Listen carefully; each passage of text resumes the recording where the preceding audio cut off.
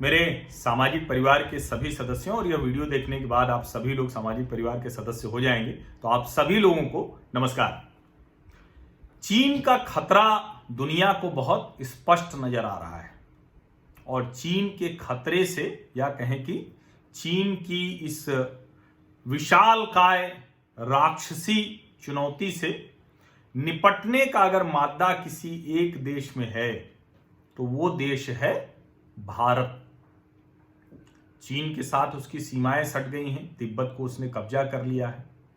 हम उम्मीद करते हैं कि आज नहीं तो कल तिब्बत मुक्त होगा, तिब्बत देश एक नया देश बनेगा जो चीन के कब्जे वाला नहीं होगा। क्योंकि तिब्बत देश तो बहुत पुराना है ना, तिब्बती तो दुनिया भर में है, लेकिन जब मैं नया देश कह रहा हूं तो वो देश जो अपनी पहचान के साथ, अपने लोकतंत्र के साथ आगे बढ़ेगा, जिसके प्रधानमंत्री को निर्वासित नहीं रहना पड़ेगा। और जब भारत माता की जय और तिब्बत देश की जय उस दिन काली पहाड़ी पर कब्जे में स्पेशल फ्रंटियर फोर्स के सैनिकों ने कहा, तो भारत और तिब्बत के रिश्ते को दर्शाता है। और मैं तो कई बार आशावादी होता हूं कि अगर ये चाइनीज कम्युनिस्ट पार्टी हट जाए, इसका तानाशाह निरंकुश शासन हट जाए, तो शायद चीन भी दुनिया के देशों और भारत के साथ अपने रिश्ते सुधार ले। लेकिन फिलहाल तो ये दिवा स्वप्न है। अभी सच्चाई क्या है? अभी सच्चाई ये है कि निरंकुश चीन, तानाशाह चीन दुनिया के लिए खतरा बना हुआ है। दुनिया ये खतरा समझ रही है।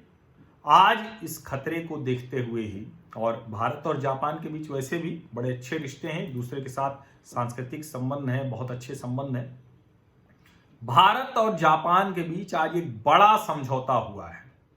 और चूंकि जब भारत जापान के बीच बड़े समझौते की मैं बात कर रहा हूं, तो उसको अभी के संदर्भ में देखें। जिस तरह की सुरक्षा की स्थितियां हैं, जिस तरह से एलएसी पर लगातार तनाव चल रहा है, उसमें ये बहुत महत्वपूर्ण है। वैसे तो ये जो समझौता है ये आपूर्ति और सेवाओं के लिए एक दूसरे को सहयोग करने का है, लेकिन ये जो आपूर्ति और सेवाएं हैं, सप्लाई एंड सर्विसेज, ये भारतीय सेनाएं और जापान की सेनाएं एक दूसरे को सहयोग करेंगी। रक्षा सचिव डॉक्टर अजय कुमार और जापान के राजदूत सुजुकी सतोशी, इन्होंने इस समझौते पर हस्ताक्षर किए हैं। अब ये समझौता सोचिए किस समय हुआ है।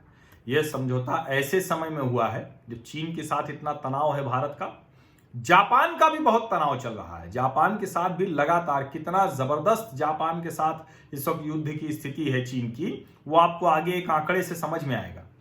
लेकिन सोचिए कि जापान के रक्षा मंत्री चीन को सिक्योरिटी थ्रेट बता रहे हैं, सिक्योरिटी थ्रेट टू टोक्यो। और यह बात उन्होंने कोई ऐसा नहीं है कि अभी कोई आंतरिक बैठक में कही या कोई जापान के वहां के प्रतिनिधि अधिकारी या अपने रक्षा मंत्रालय में कही। Centre for strategic and international studies, इसके प्रोग्राम में वो चीफ गेस्ट थे। ऑनलाइन कार्यक्रम था, वहां वो बोल रहे थे। और उस कार्यक्रम में रक्षा मंत्री तारो कोनो ने कहा, जो जापानी रक्षा मंत्री तारो कोनो हैं, उन्होंने कहा कि चीन अब जापान के लिए और पूरे इंडो पैसिफिक क्षेत्र के लिए खतरा बन गया है और चीन के खिलाफ इंटरनेशनल अलायंस की सख्त जरूरत है। ये बात जापान के रक्षा मंत्री तारो कोनो ने कही और किसी अपनी अंदरूनी बैठक में या किसी सरकार की बैठक में यहां नहीं कही है। बाकायदा एक ओपन कार्यक्रम में, ऑनलाइन कार्यक्रम था, centre for strategic and international studies के मंच से उन्होंने ये बात कही।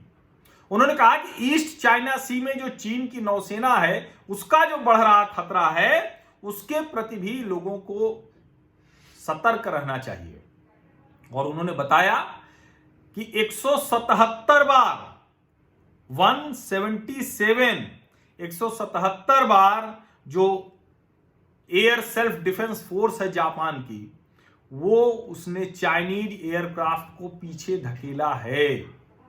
जो साउथ चाइना सी, ईस्ट चाइना सी हम लोग सुनते हैं, तो वहां जो लगातार चीन अपना एक कहें कि विस्तारवाद की नीति, जिसको प्रधानमंत्री नरेंद्र मोदी ने लेह में कहा था, और जापानी रक्षा मंत्री ने कहा कि चीन की इस आक्रामक नीति का, विस्तारवादी नीति का शिकार हर कोई दुनिया में हो रहा है। अंतर्राष्ट्रीय कानूनों, शर्तों को वो ठेंगे पर रख रहा है। वो हर दूसरे दिन गलत हरकत करता है, हर दिन अंतर्राष्ट्रीय कानून तोड़ता है। और इसीलिए चीन के इस आक्रामक रवैये के खिलाफ एक जैसी सोच रखने वाले जितने देश हैं उन सबको साथ आना चाहिए। अच्छा, रक्षा मंत्री तारो कोनो ने एक बात और बड़ी महत्वपूर्ण कही। उन्होंने कहा कि सिर्फ बीजिंग के खिलाफ ये यूएस और जापान का ही सिर्फ समझौता नहीं काम करेगा, क्योंकि वो वहां लड़ रहे हैं। वो लगातार जापानी और यूएस जो नेवी है, एयरफोर्स है, वो वहां तैनात हो रही। लेकिन बहुत साफ साफ तारो कोनो ने कहा कि सिर्फ अमेरिका और जापान का सहयोग या साथ आना वो चीन से निपटने में कारगर नहीं है। और इसके लिए जरूरी है कि पूरा का पूरा जो क्वाड सिक्योरिटी ग्रुप बना हुआ है, जिसको हम अक्सर आजकल नाम सुनते हैं, क्वाड मतलब भारत, जापान, ऑस्ट्रेलिया और अमेरिका, इन देशों का जो समूह है वो एक साथ आए। और जैसे अब सोचिए कि अप्रैल मई जून सिर्फ 3 महीने में 177 बार चाइनीज एयरक्राफ्ट ने कोशिश की कि वहां जो परिवर्तन कर सकें। वो कई जगह साउथ चाइना सी में उसने द्वीप बना लिए, नए जिले घोषित कर दिए चीन ने। ये सब काम वो लगातार कर रहा है। और इसीलिए जो कह रहे हैं तारो कोनो, वो बात सुननी चाहिए दुनिया को। चीन को उसकी गलतियों की सजा देने का वक्त आ गया है। और सजा देने के लिए सिर्फ अमेरिका जापान को नहीं, सभी को साथ आना पड़ेगा, क्वाड देशों को साथ आना पड़ेगा, दूसरे जो लोग हैं उनको भी साथ आना पड़ेगा। लेकिन अच्छी बात यह है कि अब यह बात खुले मंच से लगभग सभी देश कह रहे हैं। और चीन जो चाइनीज कम्युनिस्ट पार्टी के तानाशाही शासन का बंधक देश है, वो या तो अपनी हरकतों से बाज आए, अपनी जो विस्तारवादी नीतियां हैं उसमें सुधार करे, जो हर जगह उसको कुछ पूरी दुनिया उसको चाहिए, वो तानाशाह बनना चाहता है पूरी दुनिया का, या तो उस सपने को थोड़ा सा विराम दे, पीछे ले जाए। जो वो सोच रहे हैं कि कम्युनिस्ट शासन के 100 वर्ष होंगे और पूरी दुनिया में सिर्फ कम्युनिस्ट होंगे। अच्छा सोचिए कि वही सोच है, वही विचार है कि हमारे यहाँ के जो वैचारिक गुलाम पत्रकार हैं कम्युनिस्ट, वो चीन के खिलाफ कुछ बोल ही नहीं पाते। वो चीन की प्रोपेगेंडा मशीनरी का हिस्सा बने हुए होते हैं। वो चीन के अखबारों में, चीन की वेबसाइट में, चीन की टीवी चैनल में जो कहा जाता है उसी के हवाले से भारत सरकार से सवाल पूछते हैं। वो भारतीय सेना के बयान तक का इंतजार नहीं करते।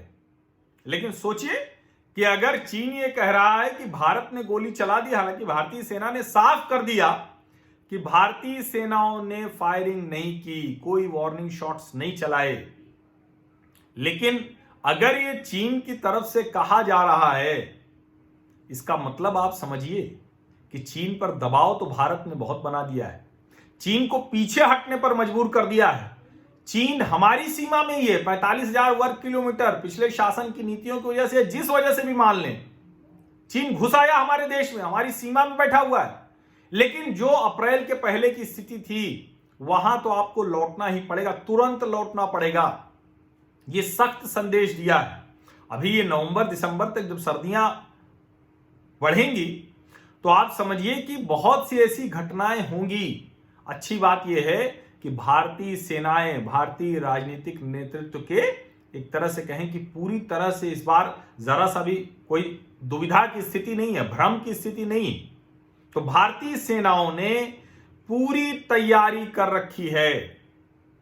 जो चीन की हरकतें हैं, चीन जिस तरह से वो कहता है कि सब ठीक हो गया, सब कुछ अच्छा है, अब उसके बाद वो धीरे से फिर किसी इलाके में घुस जाता है और कब्जा करने की कोशिश करता है।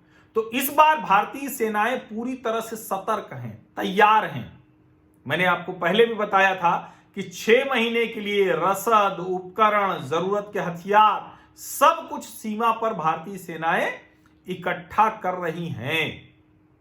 दुनिया के जो दूसरे देश हैं उन सब ने, ज्यादातर जो देश हैं जिसको भी लोकतंत्र जहां पर है, जो लोकतांत्रिक मूल्यों के साथ चलना चाहता है, जहां भी लोकतंत्र है वो सारे देश दुनिया के साथ हैं।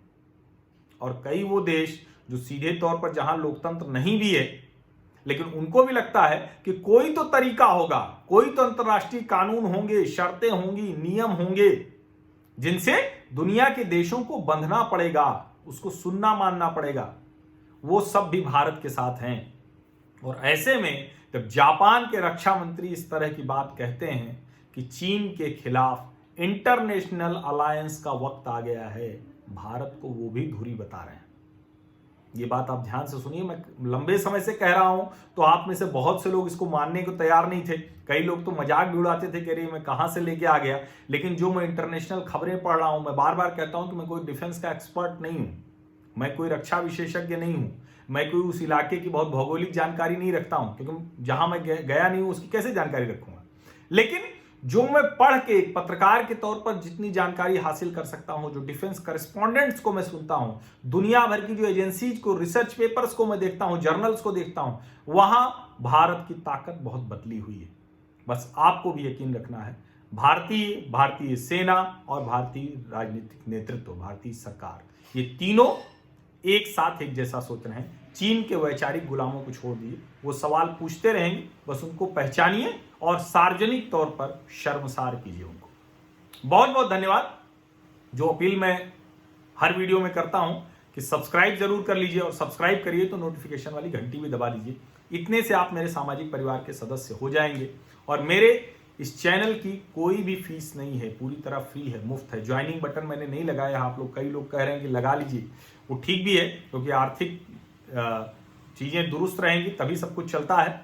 क्योंकि इसी मंच के जरिए इंडिपेंडेंट जर्नलिज्म करने की मैं कोशिश कर रहा हूं, और अच्छा है कि बहुत ढेर सारे लोग जिनको ये पसंद आता है वो स्वैच्छिक तौर पर आर्थिक सहयोग करते हैं। उन सभी लोगों का बहुत बहुत धन्यवाद। और मैंने अपनी जरूरतें बहुत नहीं बढ़ाई हैं, तो इसलिए मेरा काम चलता रहेगा और मैं ये काम लगातार करता रहूंगा। धन्यवाद।